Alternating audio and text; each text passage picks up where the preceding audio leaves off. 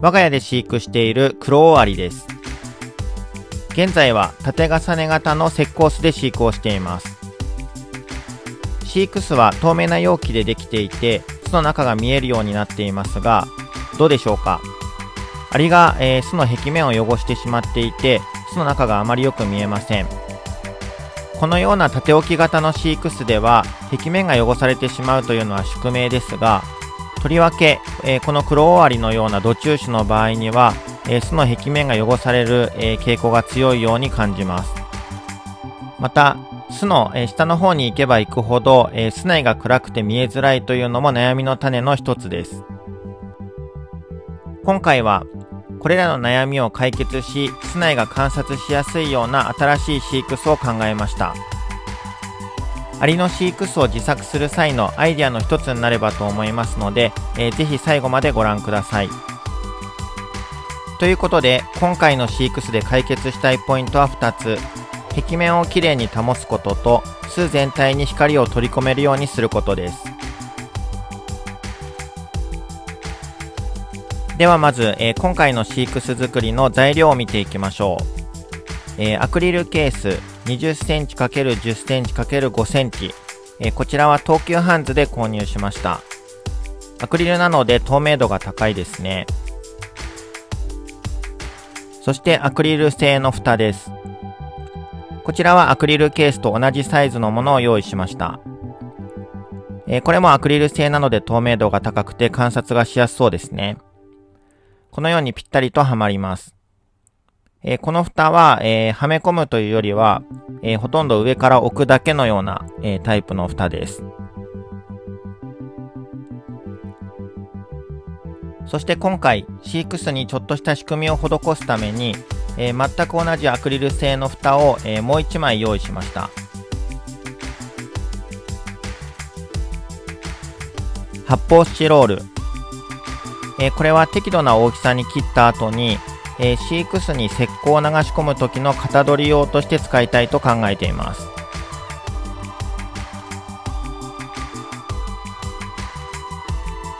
金網のメッシュ、これを巣内に使いたいと考えています。今回の飼育巣では、結構量的には多くこの金網のメッシュを使おうと考えています。ちなみにハサミなどで切ることができるので、加工は結構簡単です。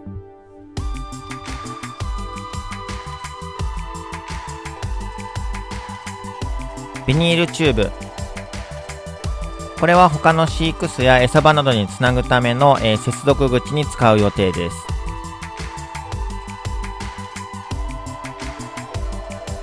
そして石膏ですね。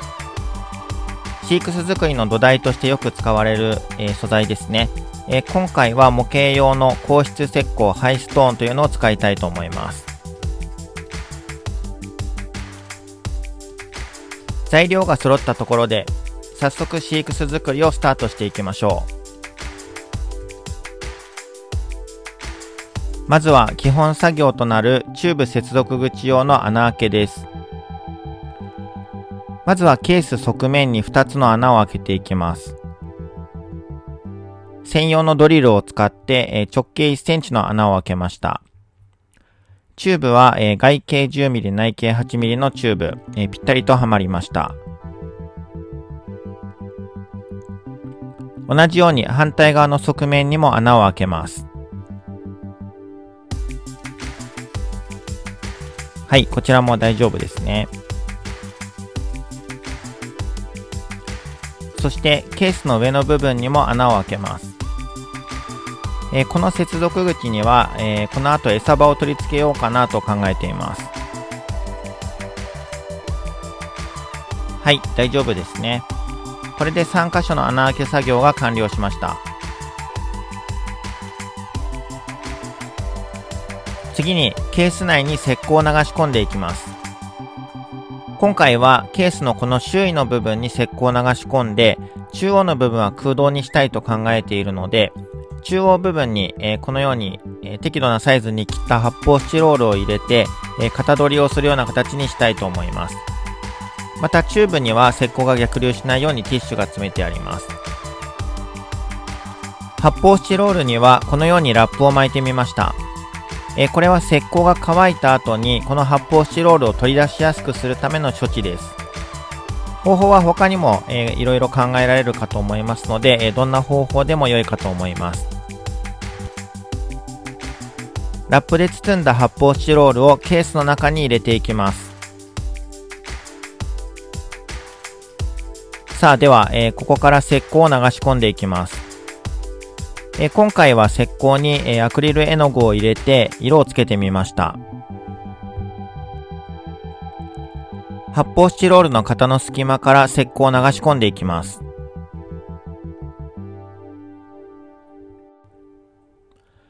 石膏を半日ほど乾燥させました。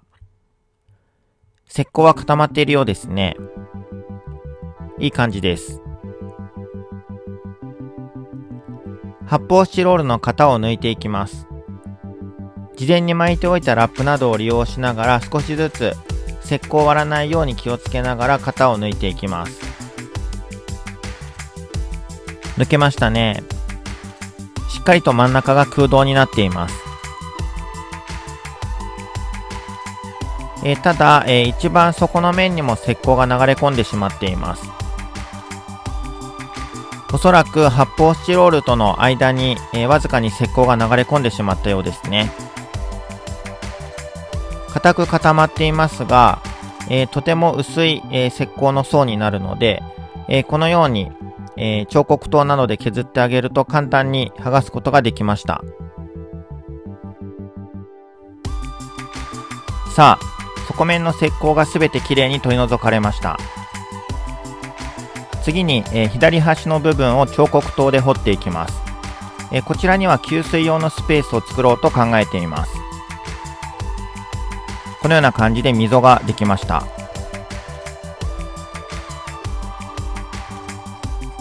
最後に石膏を追加して足りない部分を補強していきます。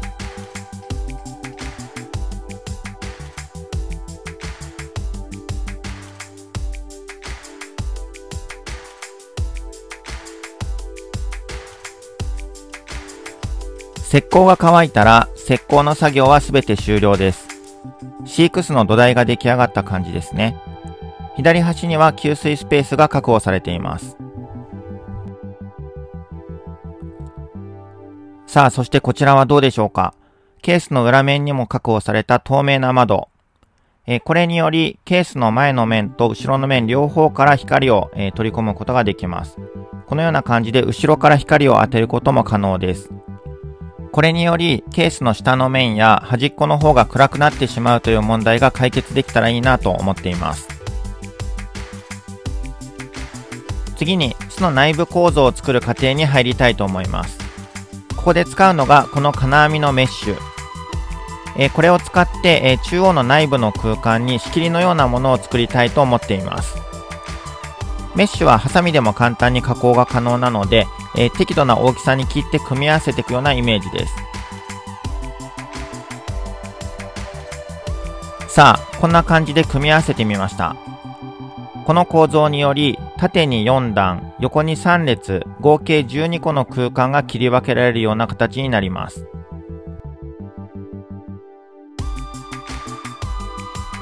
各段にはアリが通れるように切り込みが入れてあります。また同様に横方向にもアリが通れるような切り込みが入れてあります。これにより、どの部屋にもアリが行き来できるような形になっています。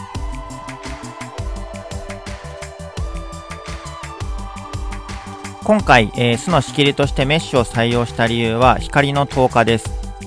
100% ではありませんが、上からの光が下にも届いていますね。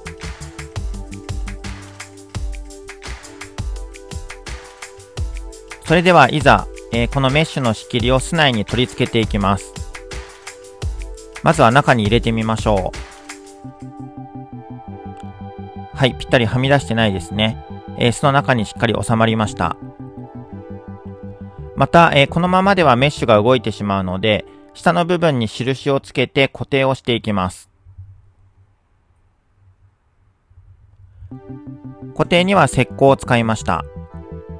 印をつけた部分に少量の石膏を置いて、そしてその部分にメッシュの仕切りを取り付けます。石膏が固まればメッシュの取り付けは完了です。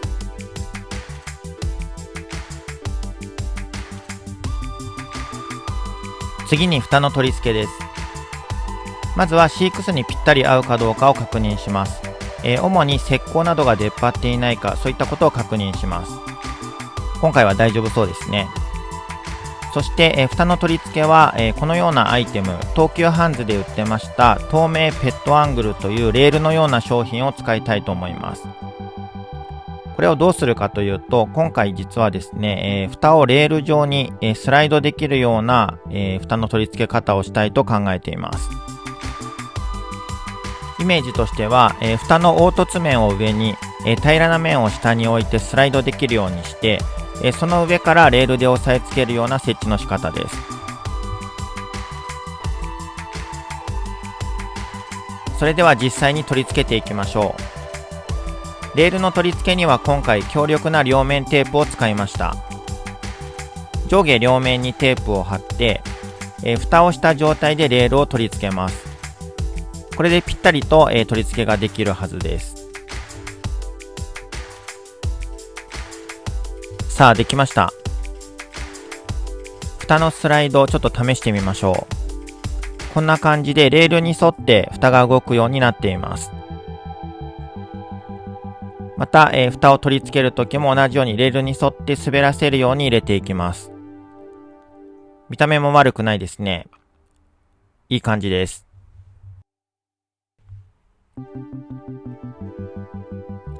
給水スペースに脱脂面を詰めます。今回の C-X は縦置きであるということと、蓋と本体の間にどうしても隙間ができてしまうので、脱脂面に水を湿らせて給水を行うことで水漏れを多少防げるのではないかという、考えです。スライド式の蓋にも給水部分に小さな穴を開けました。実際に蓋を取り付けてみましょう。このようにレールを使って横からスライド式に蓋を閉めます。はい、給水スペースに給水用の穴がちゃんと来てますね。この穴を通して、給水部分に水を入れていきます。いい感じですね。これで全ての作業が終了です。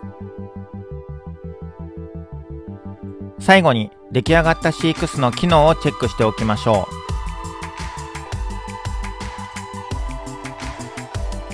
う。まずは蓋の部分。この蓋は今回スライド式で取り付けるという方法を選びました。そして最初にお話ししていた通り、同じ蓋をもう1枚用意してあります。これはどのように使うかというと、中の、アリによってですね、蓋が汚されてしまった場合に、このように、新しい蓋をスライド式で入れ替えることによって、アリに脱走されることなく、綺麗な蓋に取り替えることが可能です。これにより、冒頭にお話しした黒尾アリのような巣をよく汚すタイプのアリの場合でも、観察面の壁面をきれいに保つことができるのではないでしょうか。また、この部分から給水が可能になっていて、巣の内部を周囲から囲うように配置された石膏に給水が可能です。また、巣の前後両面から光を取り込める仕組みにし、巣内の仕切り板を金網のメッシュにすることで、より多くの光を巣内に取り込めるようになりました。金網のメッシュは石膏に吸水しすぎてしまった場合の逃げ場としても機能してくれそうです。ということで今回は、壁面をきれいに保ちやすく、巣全体に光を取り込めるような両面採光式土中種観察巣の製作の様子をお届けしました。新しく考案した C-X なので、使っているうちにまた不具合など出てくるかもしれませんが、この C-X でアリを飼育するのを楽しみにしています。この C-X にアリを引っ越しさせる様子はまた後日、動画の方でご紹介したいと思っておりますので、そちらも楽しみにしていてください。では、今回は以上で終わりになります。ご視聴ありがとうございました。